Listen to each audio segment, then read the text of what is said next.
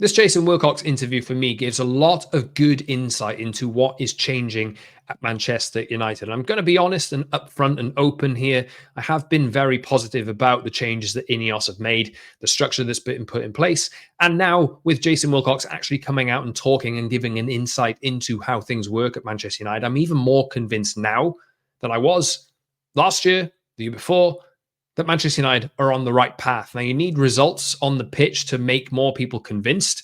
But in terms of the processes that are being put into place behind the scenes, which Wilcox has lifted the lid on, I'm very, very much hopeful that Manchester United can get on a long-term path to fixing themselves as a football club. I'm not sure how long it's going to take, but having people like this saying things like Jason Wilcox has said gives me proof, I suppose, or a bit of belief that Manchester United will make the right decisions and continue to make the right decisions until they reach the goal of what they're talking about. They want Manchester United to start winning again. This is a message that has come from Jim Ratcliffe at the top. This is a message that has come again from Jason Wilcox in this interview. I'm going to be talking about it right here. So in terms of targets, he has mentioned, he just said this flippantly, really. He was reflecting on the Nottingham Forest game at the weekend. United drew 2-2. Obviously, we're 1-0 up and came back from 2-1 after flipping the lead in the early minutes of the second half. We thought, oh, maybe this is the same United that we've seen all this time again, but United got back into it and drew the game with an Ahmad volley, which was absolutely sensational. Could have won it at the end as well. And he said a number of things about how maybe United didn't approach the game in the right way, and they were disappointed to not have won that game given the chances that they made. He watched it back and he thought, actually, no, that might actually be a fair result. And I thought United were relatively lucky on the weekend. I think a draw maybe was a fair result. He said, though, reflecting on that, and this is just confirmation in my mind that this is what Manchester United are aiming to achieve this season. This is a sentence that I took down from him. In order to get into the top 5 or top 6, we've got to beat teams like Forest away when we're 1-0 up. That is what he said. And again, it is very consistent with how the messaging has been from inside the club to what they've put out, to what Ruben Amorim has been saying about getting back into Europe. That is the metric of success that they are judging this season on. They're currently 8th in the league, 1 point off 3rd, I think, and 2 points off 2nd. So they're very much in the conversation. It's a big change from last season, finishing 15th. But now we're seeing United start to put things together on the pitch. You're still going to get the old echoes of what the club used to be, or what the players used to be. And there'll be a big test at the weekend again against Tottenham as well, which I'm not entirely sure United will come through and pass, but I'm interested to see how they react to that atmosphere and playing a club like that and going to a club like that who've been in rotten home form up until last night, obviously, for the last year. And I would like to see United go there and push Tottenham aside and actually do the job. That will be quite convincing for me that United is still moving in the right direction, because usually they go and lose that game. Their record against Spurs is terrible in recent years. But yeah, he said there, top 5, top 6 is what we've got to beat teams like Forest away when we're 1-0 up if we want to get into the top 5 or top 6. And that for me is just confirmation that that is the metric that the club are judging this season on. I think if they stay in touch with those positions for the majority of the season, and that's my metric really, that's how I'm judging whether United are being quote unquote successful or not over the course of the season. How close are they to those positions in terms of points, not necessarily position in the league table, because that group in the middle is really, really close. There's about 10 teams who are probably fighting for the same 3rd, 4th, 5th positions. United need to be in that conversation. And I do think that the fact that they will not have extra matches in Europe and they will have more time to prepare for matches should give them an upside in the Premier League going into matches. But look, the messaging is consistent. Jim Ratcliffe has said that we need to get back into Europe. I think he's done that in an interview. Ruben needs to prove that he is a good manager over the space of 3 years. But United have said themselves, for financial reasons and progress reasons, they need to get back into Europe to get that money and to keep building and to keep, growing. That is, again, consistent from Wilcox, consistent from Amorim, and I think that is what everybody should judge United on this season. So no more, for me, jumping from massively positive to massively negative on the basis of one result. judge United on a longer term over the course of the season by how close they are to that. That is probably the sanest way to do it. And that is probably the easiest way to do it as well. But he spent some time talking about pressure. And he said how he deals with it. I try not to read it, all the noise.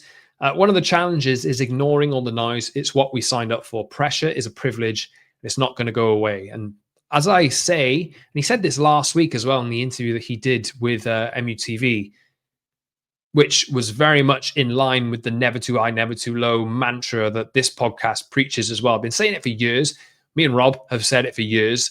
And it's funny because that seems to be the message now that's actually inside the club, which is refreshing and good. He said, we can't have the pendulum switching where it affects mood so much in Carrington. Internally, we know what we need to do. The players understand where we are as a club, and we're making progress on and off the pitch, our processes, facilities, structures, and staff, etc., etc.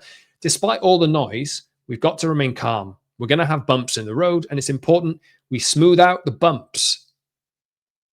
That's a message that's going on inside the football club.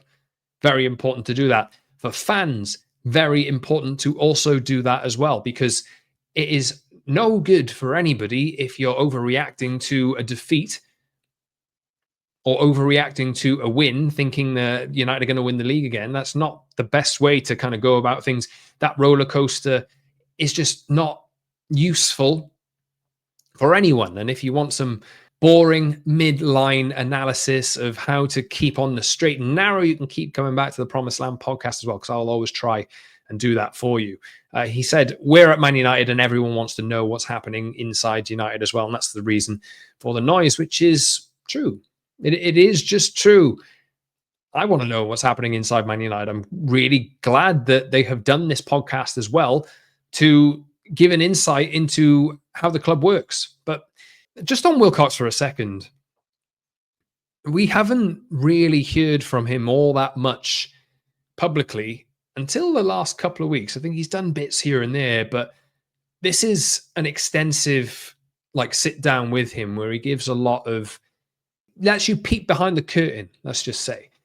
And he lets you understand what's going on and what's changing.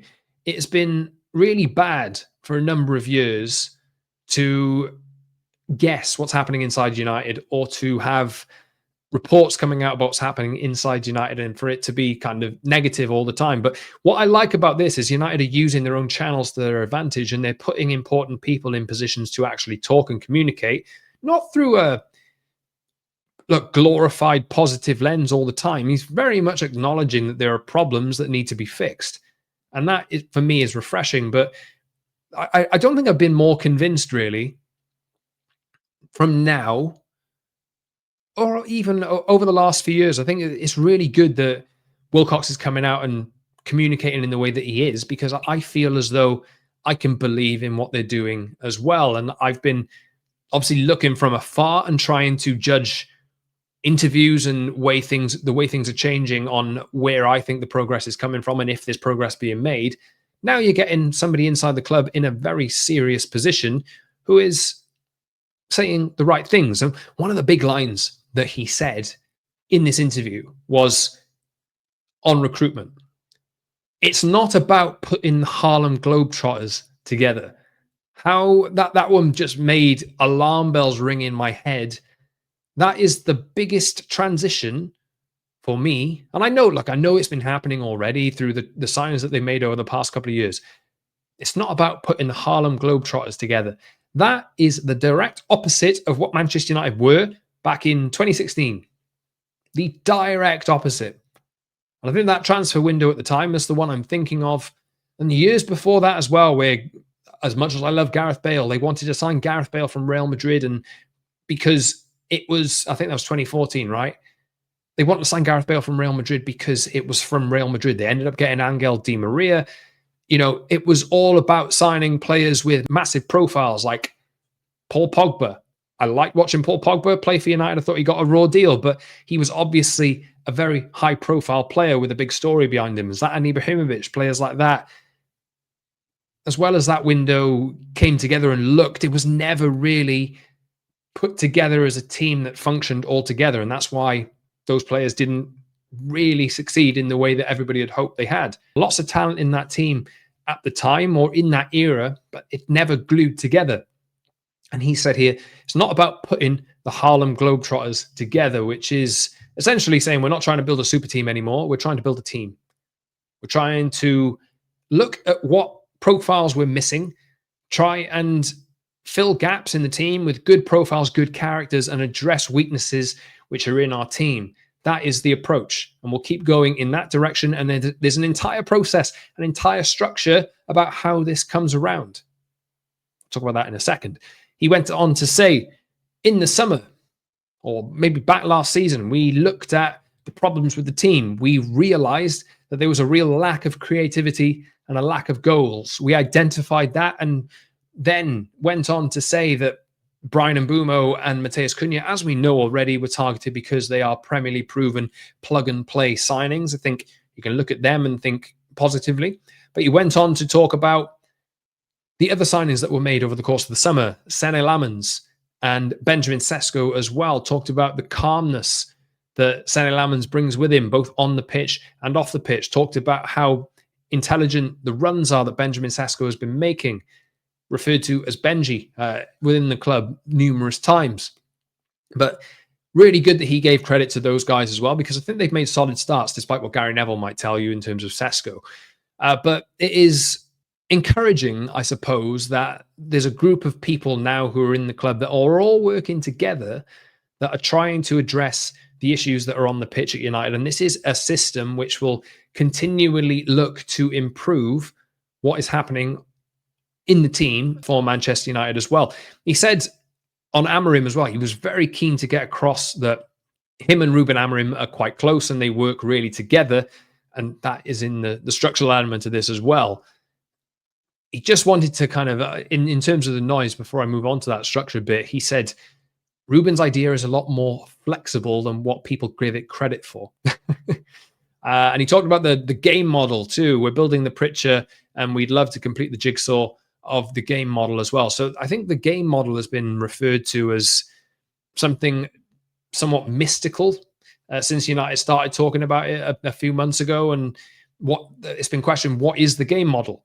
Well, he said here, Ruben's idea is a lot more flexible than what people give it credit for. So as much as it's been rigid, and we're talking about wing backs all the time and the central midfield pairing and that not being completely up to scratch and up to date and exactly what Ruben Amorim might want. 3 centre-backs playing at one time as well, 2 number 10s. Why are United going so profile-specific on this system? Well, if it's a lot more flexible than what people give it credit for, maybe that's something that we will learn in time. That's what Ruben Amorim has been saying too. I will need my players to get in line with the system that I'm teaching them from the start. And then when I feel as though they're catching up with everything, all the instructions, everything that you do in certain situations, I will start to morph that formation and you will see different flexibilities within it. Maybe we're in that era now. We're seeing over the past few weeks some different processes that United are going through in matches to get an advantage over the opposition.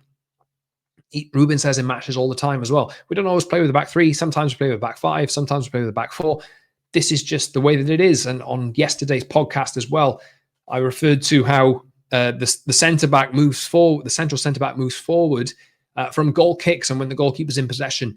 And Jamie Carragher, who's been a massive critic of it, asked Johnny Evans on Monday Night Football why that is. It's as simple as giving the keeper more space and moving into a back 4 when you have the ball with the goalkeeper.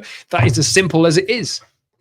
And you just need to give it a bit of time, a bit of patience to see this through and see what it becomes. I'm hopeful that when United get more mobility across the pitch, more technical ability off the pitch as well, get different profiles, younger profiles who are able to cover a lot of ground, maybe then we'll start to see the flexibilities of the system a hell of a lot more and changes in the system as well. But it's a process.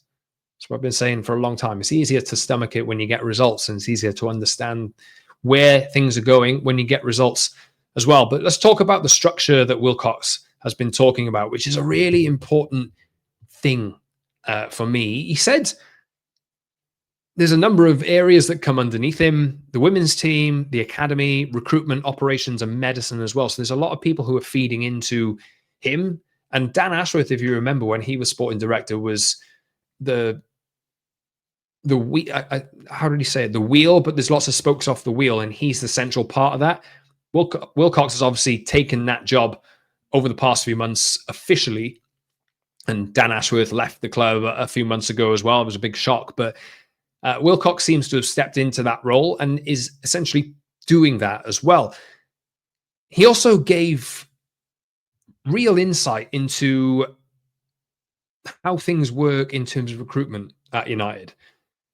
He looked at the 2024 window, compared it to 2025, and said 2024 was a lot more chaotic than the 2025 window, which you can really understand why that is, because in 2025, United had an embedded group of people who were at the top of the club who were making decisions on recruitment, who've had time to understand what the weaknesses were on the pitch. In 2024, that unit was still being built, and it was still subject to change as well. There's been a lot of changes that have been made, but in that time, United have now got to the point where we are at now. Changes have been made, but I think there's a structure and an organization and a distinction of who's doing what to get everybody working in the same direction and working together. Wilcox is a big part of that. He said on the 2025 window, he said, we knew the plan, knew which players to target. We had lists and which areas we needed to improve, and then gave this real insight into how this structure works together. He said there's continuous meetings between Jason Wilcox, Ruben Amorim, Christopher Vivell, and his team. I think he said at the time, like speaking now, this was recorded recently, that they're in weekly meetings about recruitment. But what this works like is Ruben Amorim and Jason Wilcox are the people who are deciding the profiles of players that need to be brought in to the club. They are looking at the team, looking at the weaknesses of the team, and they are the ones deciding on what the profiles of those players should be. You can look at Mbumo and Cunha in the summer, Premier League proven, able to play in those 10 roles. They seem to be perfect fits for what the system needs now. You can look at Lamans, I suppose, and think young goalkeeper with a lot of potential. He said Tony Coton was going on at him for about 12 months to convince him to sign Lamans, which is, Tony Coton's been linked with the club for a long, long time. And like, if you're getting glowing reports like that, then it's a risk that I suppose you should take, and not a very costly one at that as well. And from what I've seen of Lamans so far, I quite like him.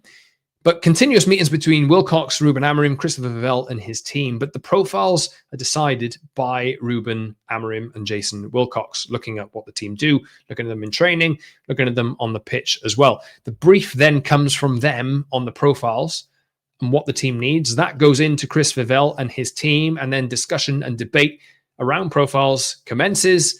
Scouts will go to market, combine that with data. There's constant dialogue, weekly meetings, like I say, and things that are considered are age bracket, cost, attainability, background checks, which is a massive one as well. And he used the sentence or the phrase, clean living professionals, which I thought was really interesting. Character, clean living professionals. That's maybe something that I'll start using on the podcast over the next few months when we're talking about players that could be signing for United in future. If they're going for clean living professionals, that is, squeaky clean, players who are just concentrating on being the best version of themselves on the pitch that they can possibly be. We've had players in the past who've joined United who have had extracurricular interests, I suppose, going out on nights out. And I'm not saying that players shouldn't, but it is very important that that is done when the time is right, I suppose, and the real habits and priorities are focused all around football and being the best version of yourself on the pitch as possible and having the right approach to life as well as to football. So all of this massively joined up approach to me. The fact that they're working on recruitment all year round is just something that United have never done really in the past. I know that they've generally tended to do their work in September after the transfer window, maybe for the next summer that's coming up. But when United have decided on which players that they want to sign, usually it's been based on reputation. Now it's profiles being identified, and that's a huge change for me. He said, I think you'll all know what we're doing now is making sure that we make decisions for the football club and not for the benefit of the short-term protection of ourselves, which I don't know whether that's a direct shot at something that was said by, I think it was Carragher again who said this over the last few weeks about Ruben Amorim. He said that I think United or the people who are making the decisions at the top, they don't want to look to have got this one wrong on Ruben Amorim, so that's why they're not sacking him. This can't work, he said along those lines. So I don't know whether that's a shot at Jamie Carragher indirectly. We are making decisions for the football club, not for the benefit for the short term or protection of ourselves. We're making some really bold decisions for the future of Manchester United, which is bigger than any player, any manager, any staff member. We're custodians, if you like, and we've just got to make sure that at some point our journey will end inevitably, and we need to make sure that this football club, when we leave it, whenever that is, and I hope I'm here for a very long time, but at some point my journey is going to come to an end, and I have to make sure that this football club is in a much better position. That is just not something that we've had over the last few years. I've been incredibly positive on the changes that were being made ever since this ownership change or the operation of who runs the football side of things. Since that changed, it's been, nearly 2 years or so now that this has been a really slow process to get the right people in and to make sure that they see out notice periods and that kind of thing, to get their feet under the desk and understand this is what needs to happen. This is what needs to change. I'm really encouraged by the early signs. And I thought what Manchester United have always needed is structure and know-how and knowledge from the very top of the football club, because we never had it with the Glazers. We never had it with Ed Woodward. It was never a priority. Now it is. You just have to be patient enough to make sure that you understand that this is a process and United need to see it through. For what it is worth, the signs that I've seen so far in the summer, last summer as well, through the players and the characters they're getting out of the club, which is a continual process as well, and the players that they're bringing in, this football club, for me, is starting to turn around. And just because you might lose on Saturday, or just because you might lose a couple of games, or even through the times where Ruben Amorim was having a rotten record in charge of United as well, what hadn't changed since it had actually changed was the structure was put in place. Managers will come and go, but the structure is now in place and it's being built. That is the most important thing to turning Manchester United around. Let's see if they can get close to competing for titles again in the next few years, hopefully. But I'm more optimistic now than I've really ever been. I just wanted to say that over the course of the podcast today. But yeah, let me know what you think as well. Get in the comment section on Apple, Spotify, and on YouTube as well. Like the video and subscribe to the channels, YouTube, Apple, Spotify. Follow the show. Leave comments and give 5-star reviews on the audio platforms as well. I'd really appreciate that if you could. Follow me on social media as well at _Scott Saunders for more positive propaganda, I suppose, or sarcasm around Manchester United. That tends to go out on my X channel or on TikTok as well, where I made a video about Diogo Dalot and Ruben Amorim being related. Crazy stuff. But look, this is what you need to really sink your teeth into. This is what you really need to understand, how things are changing inside the football club. And for me, it's really good that Jason Wilcox and the club themselves are starting to do front-facing media, which gives an insight for fans into how things are changing, because not everybody has understood that over the past couple of years. Anyway, thanks for listening, or thanks for watching the podcast today. Please subscribe to it, the Promised Land of Manchester United podcast, on all your platforms. See you soon, everyone. Tottenham are coming up on Saturday. I'll see you soon to look ahead to that game as well. Until next time, see you soon.